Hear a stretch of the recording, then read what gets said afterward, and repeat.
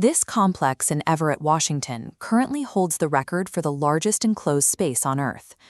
To ground the measurement of 472 million cubic feet in something visible, we can look at a standard professional sports stadium. This wireframe represents a venue capable of holding 80,000 people. Filling the Everett Factory would require 75 of these stadiums stacked together. The physical dimensions of the machinery built here left the engineers no choice but to enclose this much volume. Standard construction methods were insufficient. To manufacture at this scale, Boeing had to engineer a fully contained, weather-controlled indoor landscape.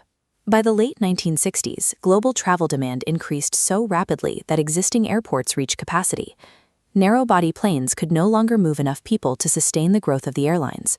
Boeing designed the 747 to solve this bottleneck. At over 200 feet long, with a tail reaching 60 feet high, it had the capacity to carry hundreds of passengers in a single flight.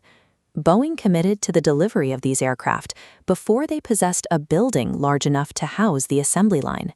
They cleared hundreds of acres of forest in the Pacific Northwest to build the factory and the airplane concurrently. In 1968, the first 747 rolled out onto the tarmac, surrounded by the workforce that designed both the plane and the facility. This pursuit of a specific machine forced a permanent shift in structural engineering, proving that humans could enclose and manage hundreds of acres of workspace. Inside the hangar, the scale translates into a cavernous workspace, stretching across nearly 100 acres of floor space.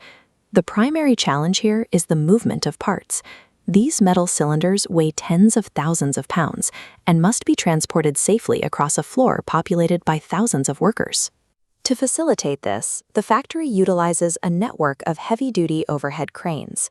This transit system carries multi-ton fuselage segments above the assembly floor to their next station. The floor is organized into specific zones. Large blue support structures separate the room, allowing multiple independent assembly lines to function simultaneously. The factory operates through a logistical grid, where the movement of components is treated with the same urgency as the assembly itself. While the machines provide the heavy lifting, the final assembly of a jet remains a process reliant on tens of thousands of human hands. This reliance on manual precision is a constant in aerospace. Fitting curved metal and securing rivets has required the same level of human focus for decades. The modern workflow manages the scale by breaking the aircraft into independent sections. Specialized teams work on localized stations, focusing on individual components rather than the entire frame. Reaching these components requires planes to be wrapped in scaffolding. These multi-level structures are built and disassembled daily to provide access to every square inch of the fuselage. The engineering of the building is matched by the coordination required to keep thousands of people moving through these shifting scaffolds without collision. At this nose section, the focus shifts away from the room and onto the individual joints and rivets of the aircraft. This building exists to provide a stable environment where tolerances can be managed at a millimeter level. If a single structural node fails, such as a misaligned bolt or a faulty rivet, the stress load instantly transfers across the frame. In a pressurized cabin at 30,000 feet, these micro-level errors lead to catastrophic failure. To prevent this, every component passes through thousands of interconnected checkpoints. This quality assurance process is mandatory before an aircraft is permitted to leave the factory floor. The scale of the facility is a tool that allows for this granular discipline. When the work is complete, the hangar doors slide open to reveal bright daylight. The finished machine leaves the factory to begin its service life.